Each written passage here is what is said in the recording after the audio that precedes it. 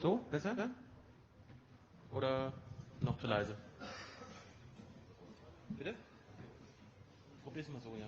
Besser.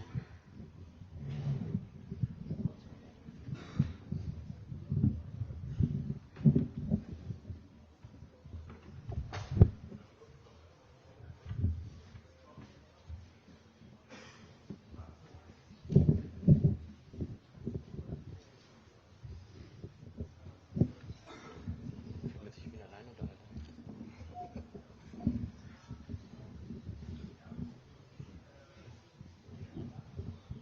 nicht hören. Nee, das ist hier.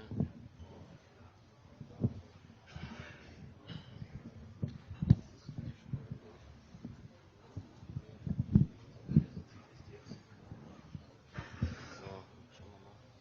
Hält? Okay. Jetzt besser? Okay. Dann warten wir noch einen kurzen Moment, bis Sie letztes Jahr noch gesetzt haben.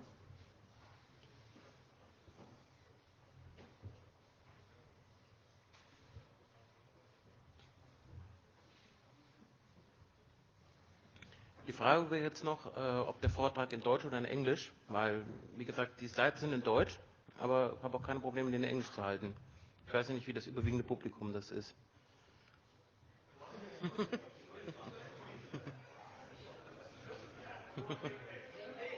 English?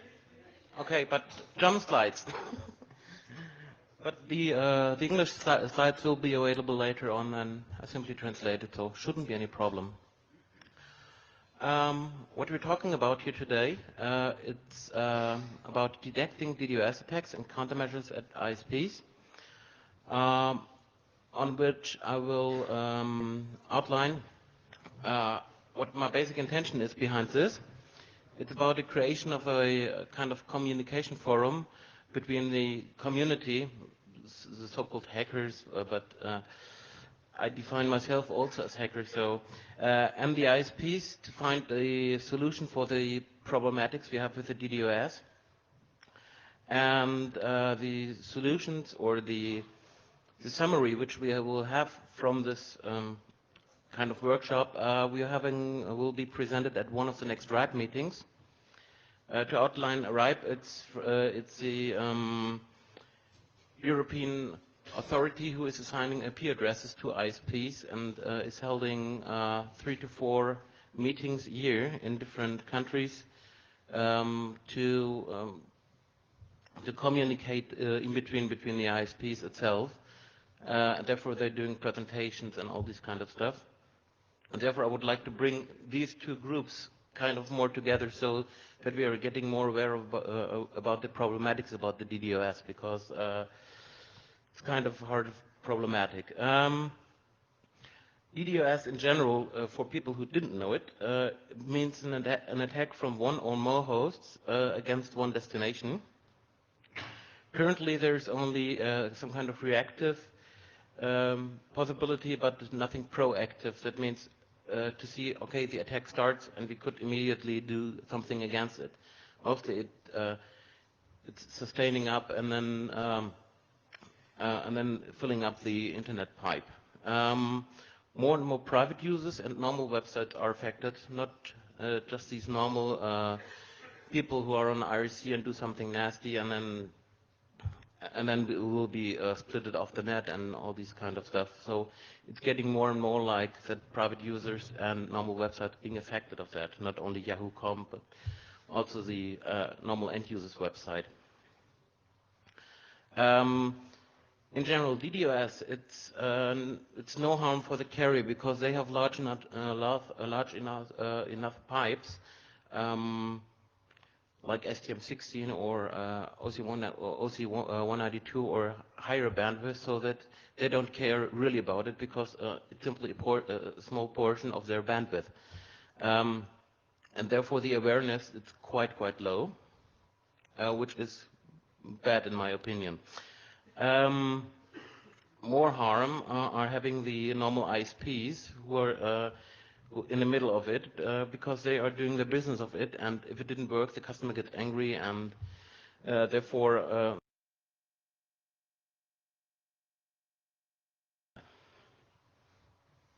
there exists different type of normal attacks, um, which are some Smurf attacks, which are ICMP broadcasts.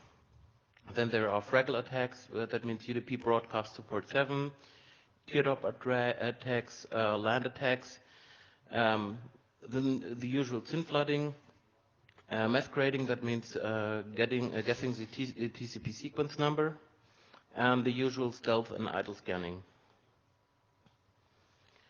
As seen from my statistics on the ISP where I work for, is that we are seeing in the first quarter of the year, we have an increase about more than 10% than usual in the second quarter of the year. That means we're having an increase of more than 10%. Most attacks are slightly lower than 50 megbit, which is a bit but not too much for a normal ISP. But some attacks they are factor 10 higher. That means 500 megbit and above, which is quite harmful for some ISP infrastructure. Even the ISP has links on STM4 level, which are 622 megbit, so it's congesting at least one link. And we are also seeing that we are having more and more non-spoof DDoS attacks. Which are mostly coming from so-called zombies. That means private computers behind DSL, which are hacked or either Trojaned or anything like that, at least, which are controlled from a central control computer, on which they simply send out a command to start the DDoS attack, which are slightly than normal, just ping within highest possible packet size, and then simply attacking one target. They have different solutions on the ISP side, which I'm showing here, is that UUNet is using CenterTrack, which is a solution on creating an overlay network on the normal IP network, based on IP and MPLS tunnels, which are transparently mapped onto a connection which is susceptible to DDoS attacks, and they are simply looking, or if a customer is calling and telling, okay, I have a problem, I cannot reach any site, my site is congested. They're looking, okay, if it is a DDoS attack, they map it onto that CenterTrack network, and then they can look at all the packets and basically sniff on that. It's a combination on, like I'm talking in a minute about the black hole BGP. They're using netflow statistics to look into that, and they also do log analysis on that. That means it's some kind of real-time monitoring, and it's used being actively at UUNet or at WorldCom, because UUNet is just a brand name of WorldCom. Then the other solution is black hole BGP, which is also quite new, as done from the idea. But it's in use by some providers in the US, not largely deployed in Europe. I was talking to some people at Tiscali. They're likely to implement it, and we are also thinking about implementation of this. It's some kind of easier variation of the CenterTrack, on which you have a central router using Zebra or using a Cisco router or whatever, to simply announce a route which telling, hey, reject this packet on all your routers. So that means he is distributing it on the normal internal routing protocol level, telling, okay, this is a black hole route, rejected.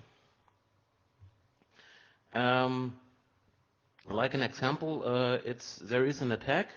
The support or the NOC is doing it's setting per CLI or a normal GUI interface.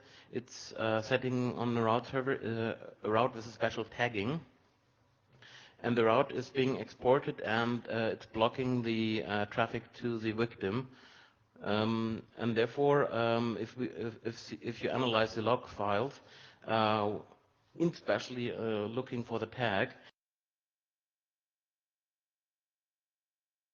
originating. or at least where the DDoS is coming from. It doesn't mean the source is in your network, but it shows you, okay, the source is coming from provider A, provider B, or provider C. So you can contact them and say, okay, do a traceback on that. They have, in general, the ISPs at the normal levels who are thinking about that. They're having diverse methods. On which center track I already talked about. Then they're having the idea of that IP traceback and some kind of variation. It's pushback. These are the seen as I propose it to the IETF, that's the engineering task force, who is proposing these so-called internet standards or request for comments. Pushback is a solution to rate limit on the upstream interface. Only the DDoS traffic and the legitimate traffic will just pass through. They have done various simulations using IPFV on FreeBSD. It's simply questionable when it will be implemented into iOS, which is the Cisco operating system, or Unos, which is from Juniper Networks. But there is no definite timeline as of today to tell, okay, it will be implemented in some variations. So the normal proposal was from Steve Ballowin, who is from AT&T Labs, on which you can find under reference number 5. You will see it at the end of the slides. I'm having the list on where you can download further information on that. On the pushback thing, they have built in the AT&T lab a router network consisting of more than, I think, 20 or 30 routers. And they're doing a signalization using secure tunnels, either using IPsec or SHA or other variants, so that they are also thinking, okay, it could be that that a possible DDoS attacker might also fake these pushback messages, so that they are also encrypting that. And the tests have shown that in their experiments that it worked, but there is no real implementation in the real life. Yes. How do you distinguish between DDoS traffic and legitimate traffic? I mean, just because of the bandwidth it uses, or do you have some? Yeah, that is a problem which we're also addressing, is detecting the DDoS traffic. It's not done in this way. It's only a mechanism on block that illegitimate traffic. That means blocking the DDoS traffic. But there is no current mechanism on detecting that. So that means somebody need to toggle that. Somebody need to tell, okay, this isn't legitimate traffic, and they're sending and they're putting a tag or a marker on that, and then they're using the different techniques to block the traffic.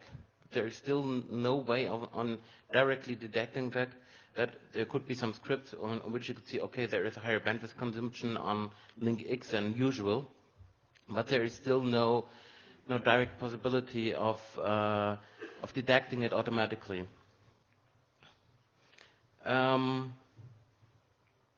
The other possibility, which also Steve Ballowin had done, is an enhancement of the protocol stack to record information in the IP header, which way the packet has chosen.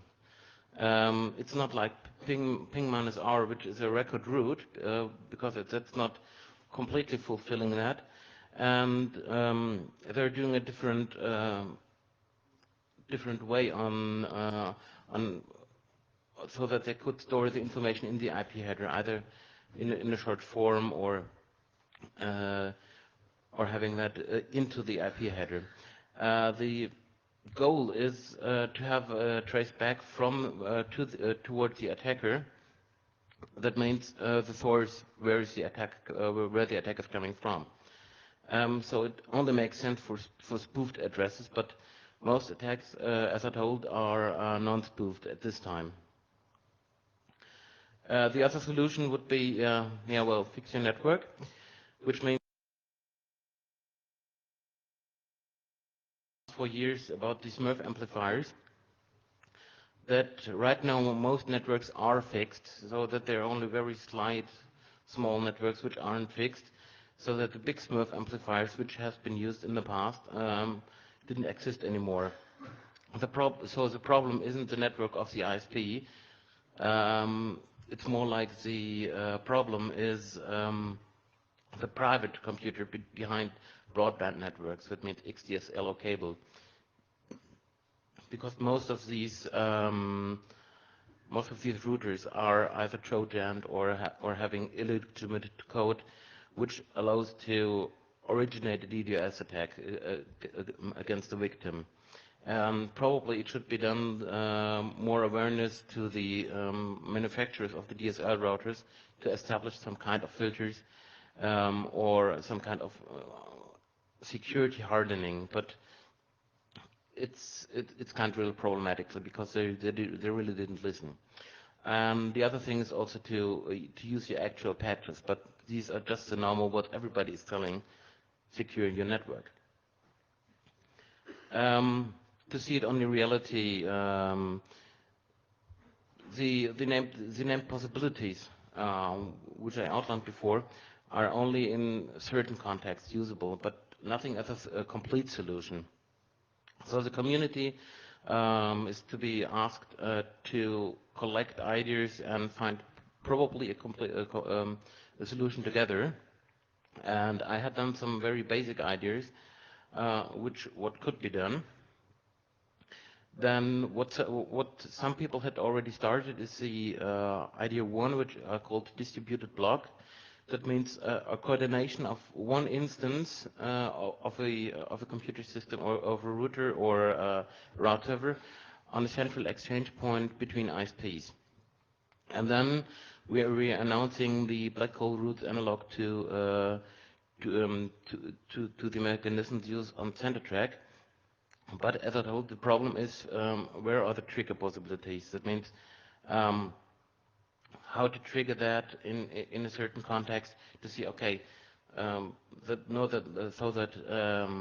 that some person didn't come to the idea of using that for a DDoS itself, which is quite bad in that way. So one idea might be to modify Snort or something similar. To look where are where's illegitimate traffic, and this traffic should be then marked and then blocked. But that's just one idea.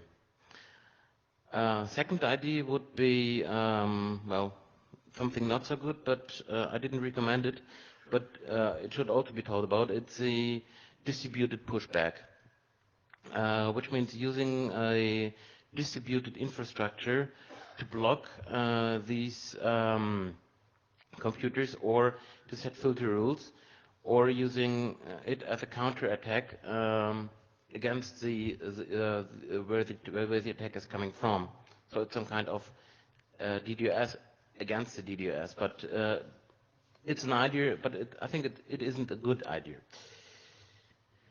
Idea 3 would be some kind of friendly virus, but it's quite hard to implement. But it's all, as I told, these are only ideas.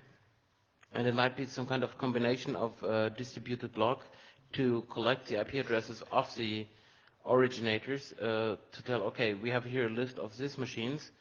90% of them is using Windows and 10% is using this other operating system. And then you could find out, okay, which possibilities do you have to fix these problems? Because since these computers are mostly using standard code or standard scripts, standard rootkits, as I've seen on most analysis or post-mortem on the problems, we're seeing that it's mostly normal Windows, which is wide open. So there are some possibilities on fixing that. But so it's only theoretically it's a possibility. To summarize it, there are some reactive methods are in use. The goal is to find a proactive method to block the DDoS attacks or to make them senseless, so that they didn't, so that the people are seeing who are originating that, okay, it is not fun anymore. It didn't make possibility, but it's some kind of yeah, how to tell it? It's some kind of very strange idea. And telling the end user, okay, hey, you need to fix your system. Microsoft is doing this since years, and also other system vendors, and it's, well, you see it. There are still some old clients which are wide open and using old patches, and you see many things in the wild. So that's so far from the first part. Are there questions from the audience? Yes.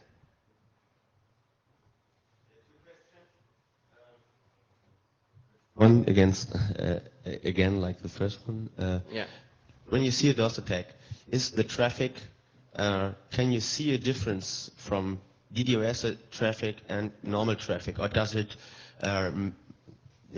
hide like really usual traffic? No. So No. no. So Yeah. the packets are really mostly different. Yes. What kind of packets do you see? Most of the traffic, or most of the DDoS traffic I see through my analysis of the attacks against customers, it's one time that they're doing a very large amount of simply 1500 byte packet pings from about 1000 to 2000 sources. That's one type of attack, which is some kind of these script kiddie stuff, which they simply use against attacking. They're using simply a control instance on an IRC channel, and then simply say, okay, launch that ping. The other kind of attacks, it's very small sized packets to use simply the problems Cisco is having with very small packets. So that's some other kind of attack, and these packets are mostly UDP, because Cisco is very known not to handle UDP packets with small sizes very correctly. Okay. And have you done some forensics? So if most attacks are running on non-spoofed IPs, then you theoretically have the chance to find the Trojans, the agents, and so you could go there and just do some forensics how those agents works. Has somebody done that? I'm having done some various postmortem analysis on that. That means finding out. Okay, I found some sources. Most of them are in China or at the eastern countries.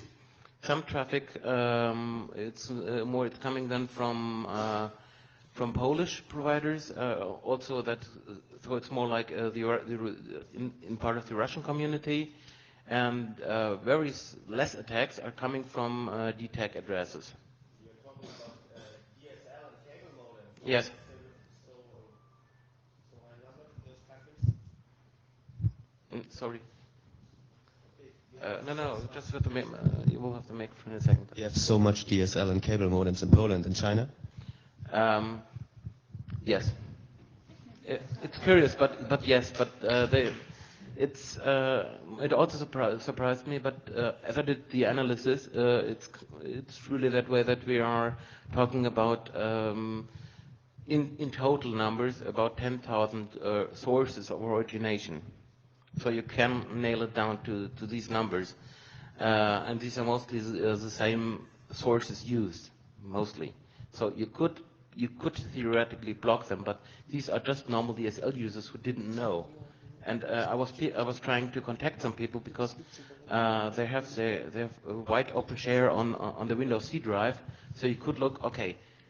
So he has some private address on that, and I was simply checking, okay, did I find an address or a contact point?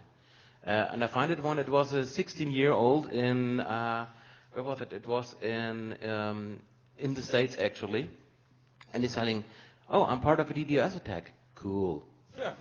so, so as I told, it's very hard to find awareness of that because they're saying, okay, there, and it need to make a really distinction that DDoS, it's not cool. It's harming the business. It's harming the fun on working on that and working with the net. It's some kind of different because if I look at myself, I'm using the net for usual things.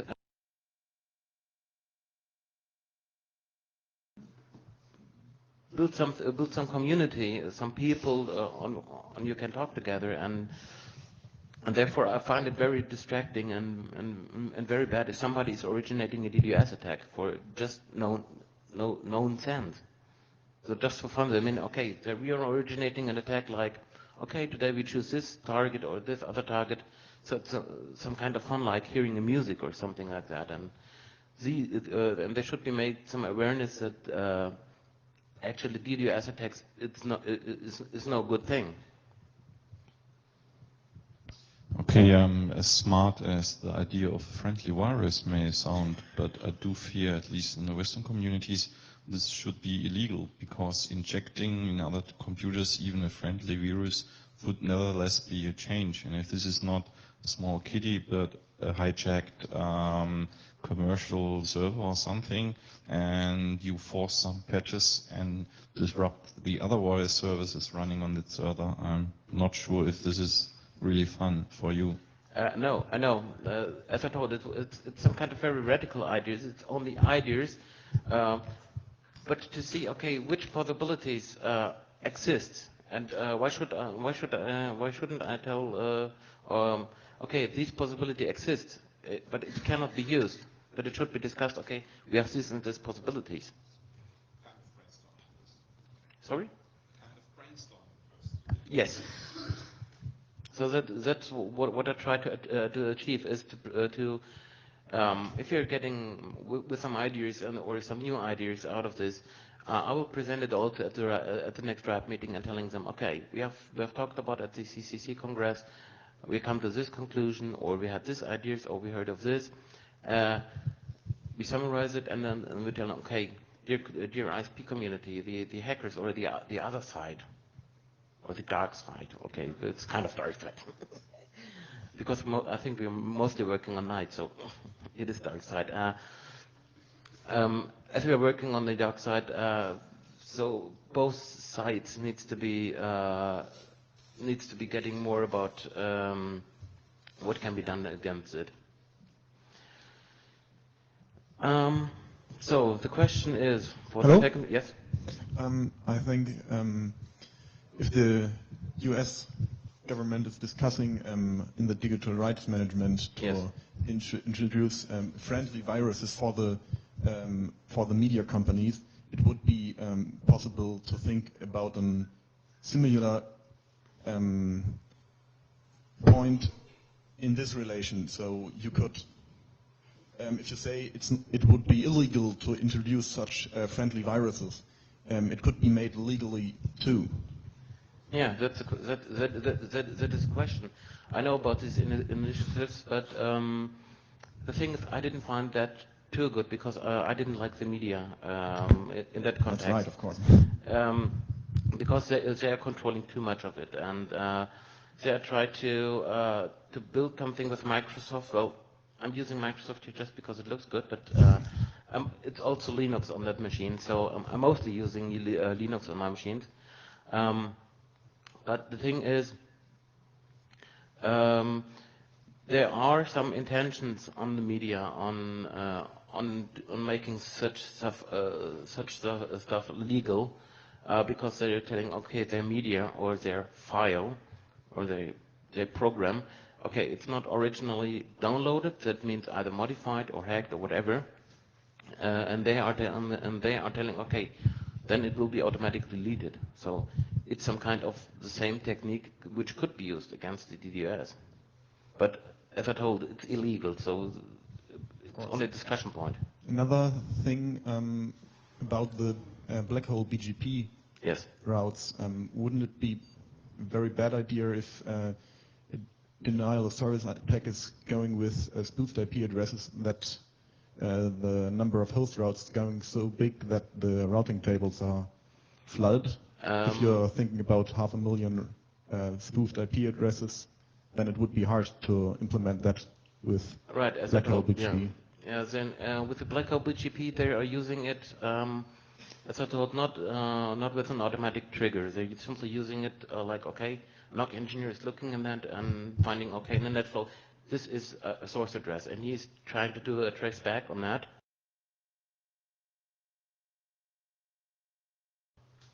or it's going to the ISP XYZ, and then there are then they couldn't black hole it.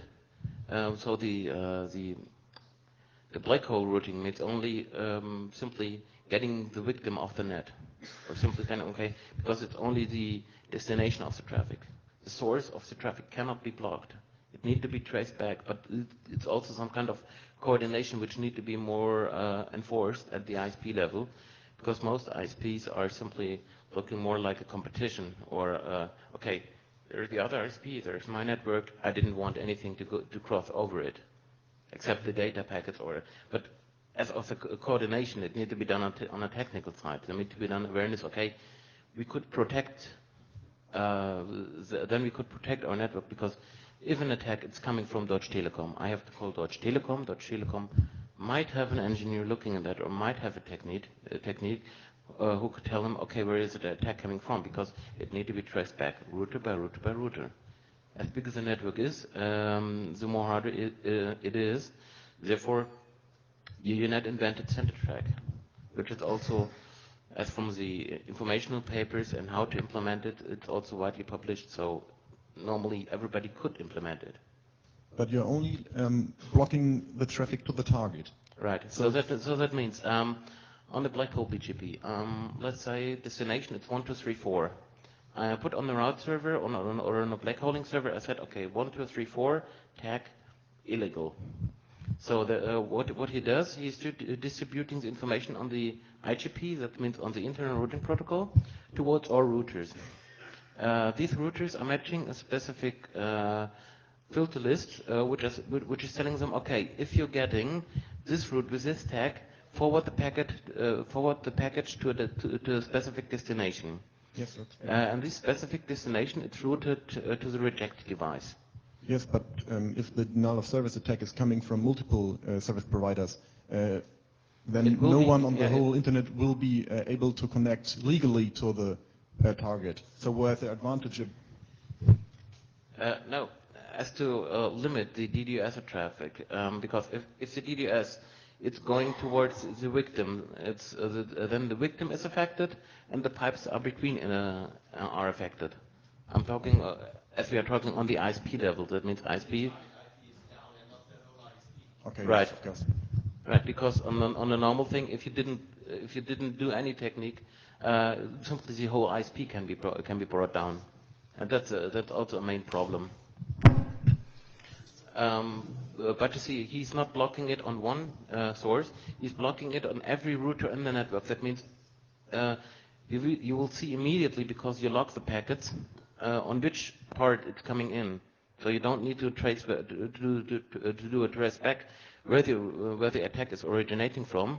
You simply see, okay, you see on interface A on router A, on interface B on router C.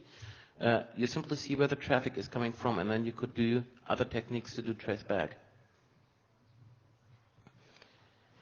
So, the question from my side to the audience is if they have some kind of ideas or methods which could be brought into that complete context as of as of which ways exist to find out, okay, which traffic is legitimate and which traffic is it's on the right way. That means like on which part it is sensible to do filters or setting rules. As I'm proposing, it would be internet exchanges or at the provider, but if there exist some other ideas, I would be more than happy to forward it to the other audience to see, okay, which possibilities do we have and where it could make sense. Because I think if more and more people think about that, there could be making more and more ideas and more solutions. Because at this time, only the ISPs and carriers have thought about that, so that the people who know the network, they mostly know about TCP protocols, but they didn't know how to spoof or how to, well, they're using it the legitimate way. And I think our community here knows ways on using that, using the possibilities on the maximum level.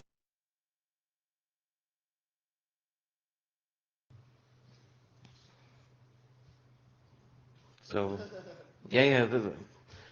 As I told, it's more like also the question from my side to the audience. How do you know that most attacks are not spoofed?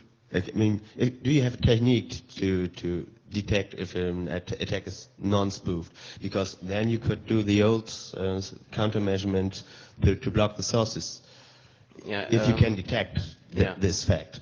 Right. And I think two things will change in future.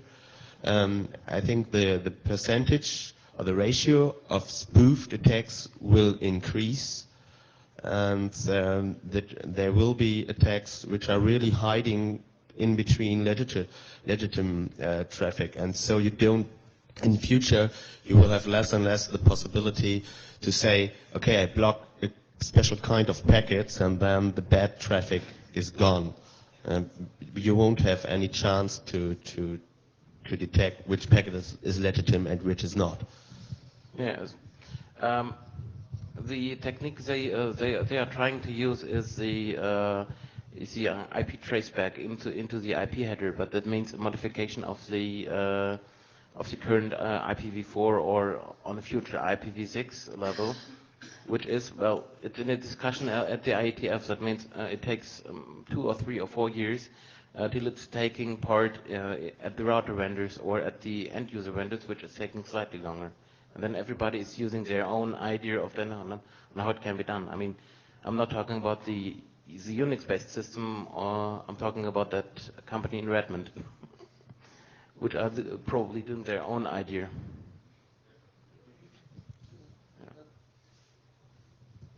I think it's essential to filter only the DOS traffic, but not the usual traffic to the special target IP address. Because if you black out the whole target, it's even a small DDoS attack will become an immediate full success because the target IP is down from the network.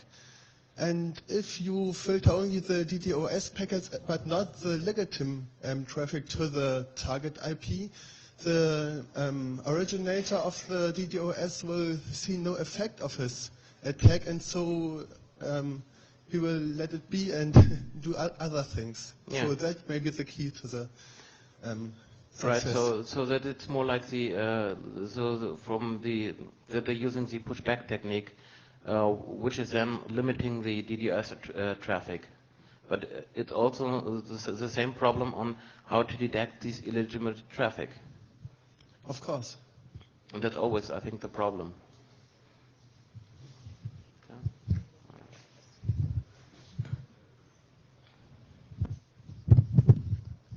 Yeah, I had a couple of ideas. First, this adding of the IP traceback information to the IP header. Mhm. Wouldn't that be quite some waste of bandwidth? Because let's say we have some 100 hops between the source and the target, and those packets might only have, let's say 4 bytes of real data in them. Yeah, you mean And you mean that the payload will get much lower, that the routing information it's taking more and more space. Yeah. That's a good question, and most of the networks on which I am seeing it, as proceeds with the analysis of maximum hops from networks, is that most networks are being reached by 15 to 20 hops. In worst cases, depending on the ISP design, on up to 30. But I see not very often that there is if there is a trace route which is more than 31 hops. Yeah. And if you're just encoding the IP information in the packet format, then it might not fill up the header information.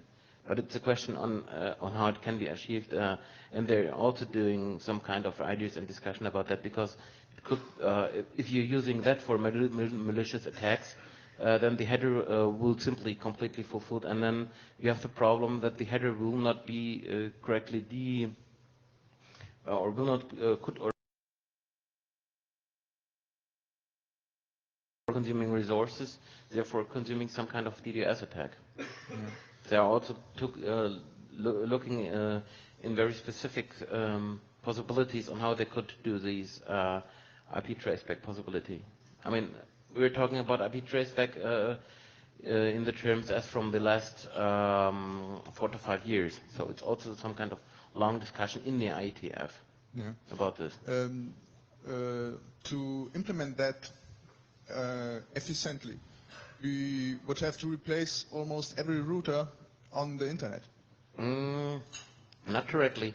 And the first step is to look, it needs to be done at the start at the ISP level to make a similar or to make an easier method of tracing back malicious packets. Yeah, and then the source are Eastern Yes. countries, and you have no direct communication with those ISPs. I think it might be pretty hard to get them to implement something like that into their routers. that's also the problem. Which are they talking about at the IETF?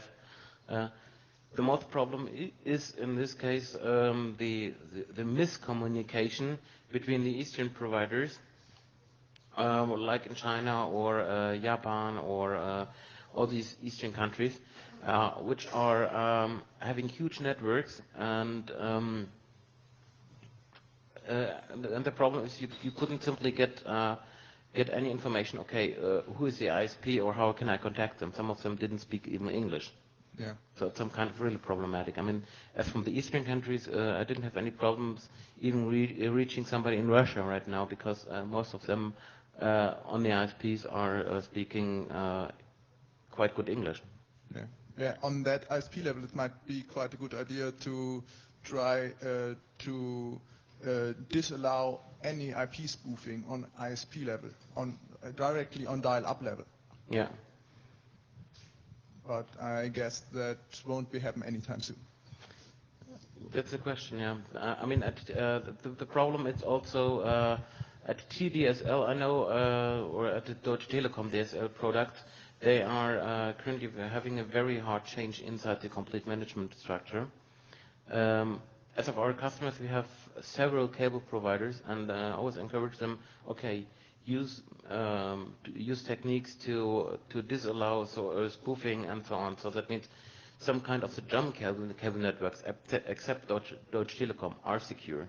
And I also will speak to people at Deutsche Telekom on how they can harden their network, because they have good people who can look at this, but it needs to be brought to the community on both sides. That means if I'm talking about community, there is the ISP community, and the other community is the community which are having here.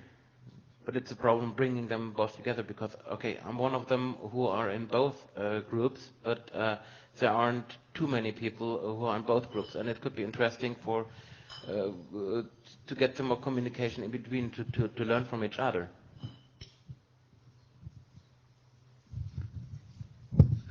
Maybe you could do this the hard way, like they do with spam and mail. I think, okay, now this is futuristic and this won't happen, but you could do a blacklist all IP spaces of all ISPs which do not prevent spoofing, spoof packets leaving their nets. And then you could say, okay, all those nets are now blacklisted and they only can do special types of packets. And all other are blocked because they may be spoofed because we know they don't prevent spoof packets leaving their nets. Yeah. So please fix your routers, fix your firewalls, and then you have full access to all ports. But until then, you have limited access to the rest of the world. Yeah, it might be a possible way because they have done it on the Smurf attack level, and it was quite successful. So this could be one way, because it could be done as Buffnet did it to the normal spammers by using some kind of subscription service from Paul Wixie offered that, and he was offering some kind of subscription service for BGP or DNS or as a text file or as a ACL file for some other handling on that. way to do this. I have a question about the tracebacks. Yeah.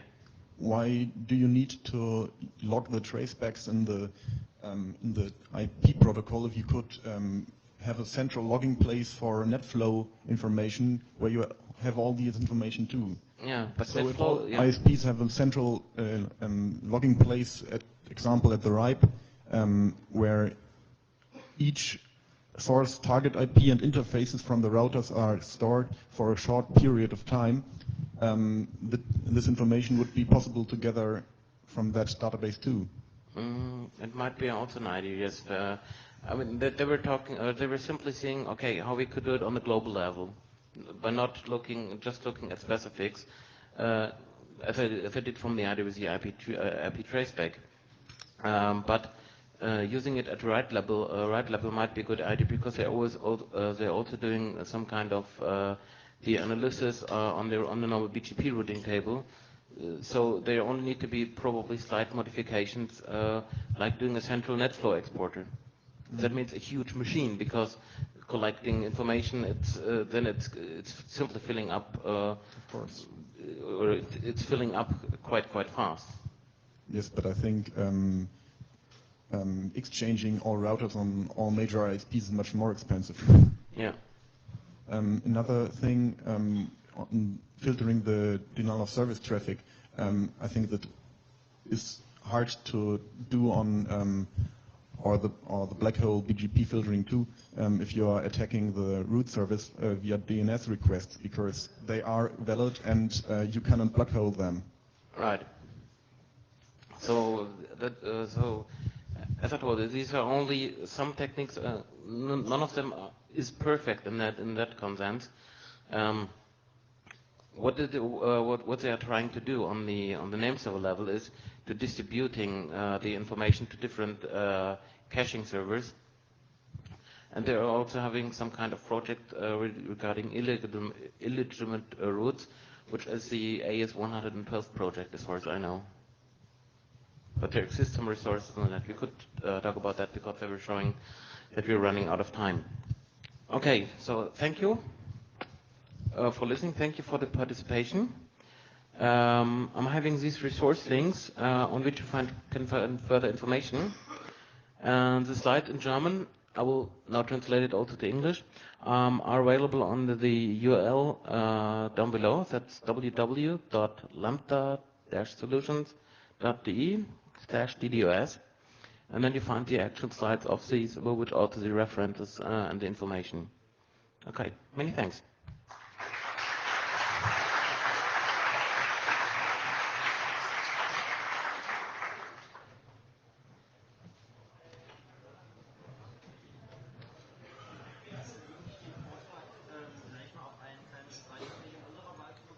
Natürlich, kein Problem. Moment, ich hab das mal.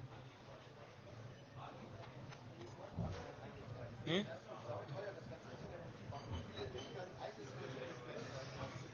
Ja.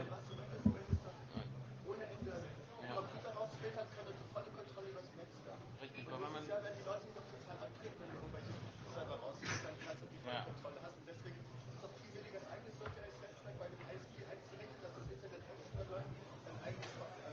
quasi das theoretisch ja, aber das ist ja ungefähr die Methode, die ja auch verwenden bei Center-Track.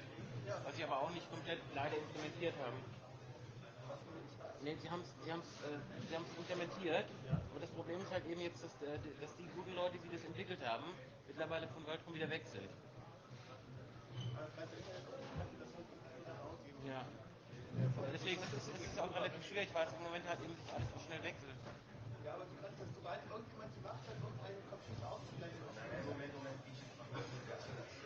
der Inhaber des AS namens das Problem ist, wenn man solche Infrastrukturen bereitstellt, wird sich die Unsicherheit. Aber ich habe noch eine andere Frage, oder beziehungsweise eigentlich mehr so eine Befürchtung. Und zwar sehe ich das Problem weniger bei Texas. Ich denke, das kann man durchaus noch technisch lösen. Wo ich das Problem sehe, wo mir überhaupt nichts einfällt,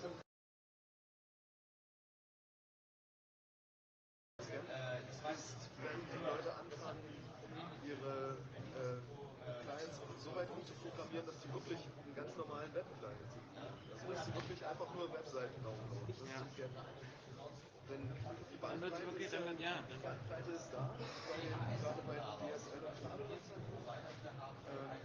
Ich weiß auch nicht, warum es in Deutschland nicht so so richtig nicht erklärt. Ja, das wundert mich eigentlich auch, weil es gibt ja doch viele, die dann dementsprechend alte Versionen nutzen.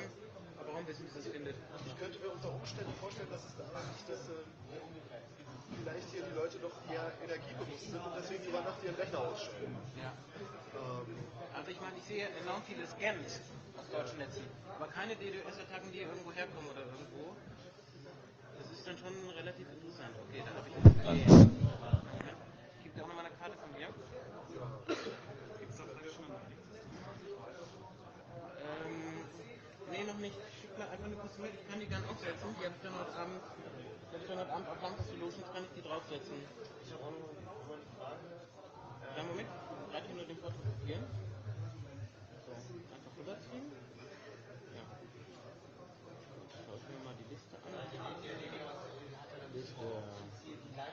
Das ist natürlich im Netz zu finden, aber die URL ist auf dem Folie im Netz und das ist quasi kompliziert. Verknüpfung. Ich wollte nicht die Verknüpfung haben, ich wollte wieder